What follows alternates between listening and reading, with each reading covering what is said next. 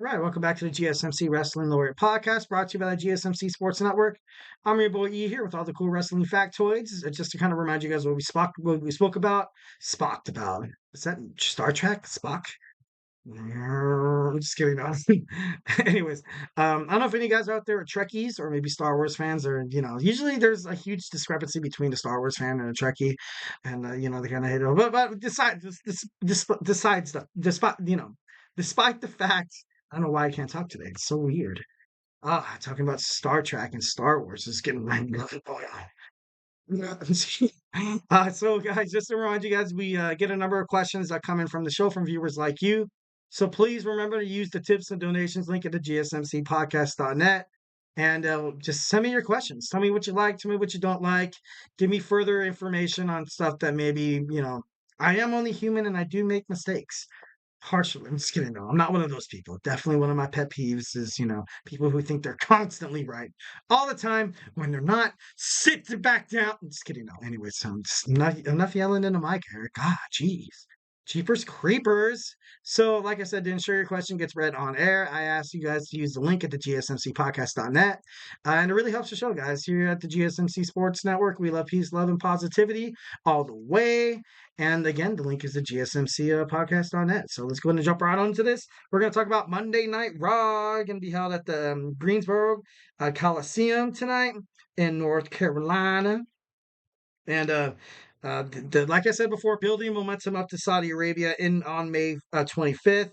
And let's go ahead and jump right on into it. I know the last segment kind of took a little longer than usual, but we'll make it work. We'll make it work. That's what we do. We take lemons and we make beef stew. Just kidding. But okay, let's go ahead and start. So we have Gunther against Jey Uso for the King of the Ring quarterfinals match, going on to the semifinals, and the final is gonna be held. Oh yeah, that's right. That's right. Okay, awesome. So you have Gunther against Jey Uso. Honestly, Gunther's a huge favorite. But after what happened on Friday Night SmackDown, I really honestly don't know a reason why. Even if, okay, let's just say Tama Tonga wins on next SmackDown. Definitely whoever wins tonight is going to be a huge foreshadow of who's going to win on SmackDown. I think that WWE is pushing Jey Uso to the point where if he fought against Randy Orton, I think that would be pretty cool. But if you have Gunther move on, I would have loved to see Gunther move on if Ilya Dragunov was in the mix as well. But I don't see Gunther really having a place in this tournament. I know like he really hasn't won the King of the Ring, but he was the longest reigning Intercontinental Champion.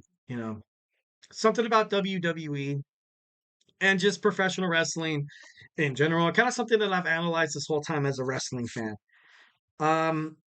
Wrestling organizations, they like balance. They love balance. I feel like right now it would create kind of an imbalance if Gunther wins, mostly because of his long reigning Intercontinental Championship run. Usually people go on runs and like, okay, cool. Now we're gonna, now we're just gonna, keep it base, keep him at bay, and eventually he'll get another shot. He'll get another shot. I still ultimately think that he will fight. He'll be in the next challenger for Cody Rhodes, although they are on different shows. So that, or, Damian Priest, although I would love to see a Finn Balor and Damian Priest, Judgment Day. You kind of like a Civil War match going toward WWE SummerSlam in Cleveland, Ohio. But I just don't see a reason why Gunther would win here. And Jey Uso, he didn't beat Damian Priest because of the Judgment Day. He's not going to get a title shot at the World Heavyweight Championship anytime soon. So the best thing probably for Jimmy's career and for the betterment of his place in terms of the organization, in terms of booking and storylines, and just kind of keeping that, unpredictability in terms of, the audience members, because that's something that that Triple H has done really, really well after Vince's departure, is keep the fans on their toes, 110%. So Honestly, although Gunther is a heavy favorite, and if you're betting in Vegas and if they have WWE lines, Gunther was probably the New York Patriots of 2007.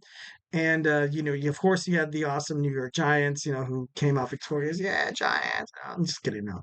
I love the Giants. I love the Giants. So I don't know. I just see that Jey Uso would be better, storylines if he makes it forward. Because think about it, on the other side of the coin, if you have Tamatonga win, then you kind of have this reignite, the bloodline, and you're gonna have Paul Heyman like begging for Jey Uso to win, begging, and then that could be a good way of perhaps causing Paul Heyman to be kicked out of the bloodline. Perhaps maybe him and Tonga fight, the bloodline gets involved and Paul Heyman does something to the referee or finds a way to kind of, maybe he gets Jimmy Uso to come back in the fray. We don't know. I don't know how injured Jimmy is right now, but if it's a possibility that Paul Heyman screws over Tamatonga, pisses off Solo Sikoa, because honestly, at this point, Paul Heyman does not belong in the bloodline. He does not belong in the bloodline at all. He's gonna find a way. He's gonna find a way to kind of get Jey, because if you paid attention to any of the episodes that were kind of held during Roman Reigns' tenure as tribal chief, you could always tell that Jey was the right hand man.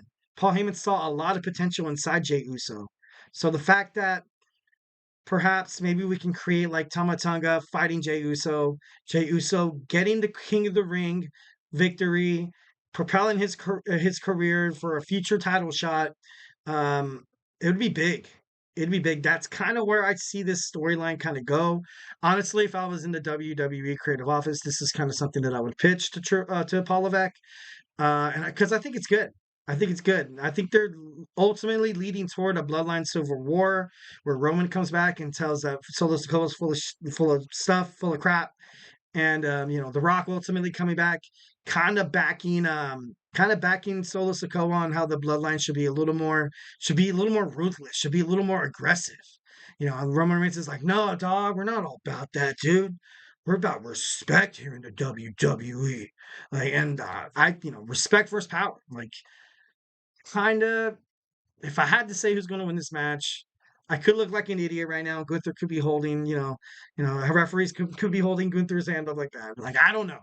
Like I said, I'm not watching Raw at all. I can't wait to watch it.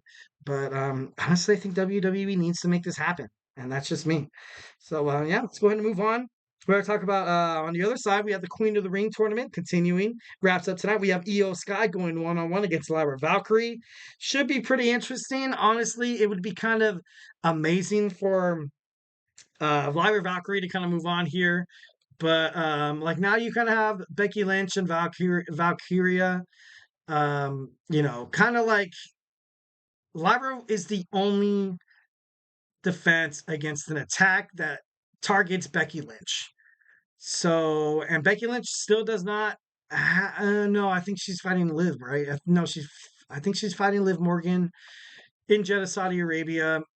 But honestly, I don't see any reason why they would push Lyra, so quick.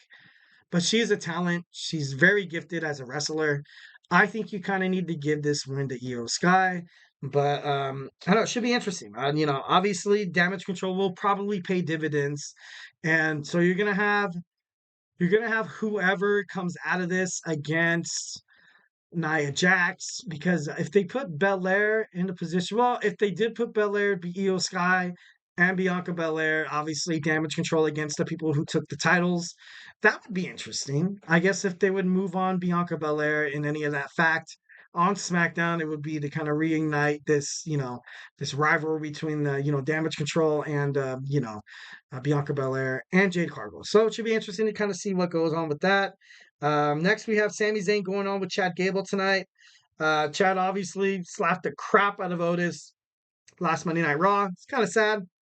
I got a little teary-eyed. I was like, dude, that's messed up, dude. He's your friend, dude. He's that lovable, giant, you know what I mean? He has that, cute little, butterface, and Otis was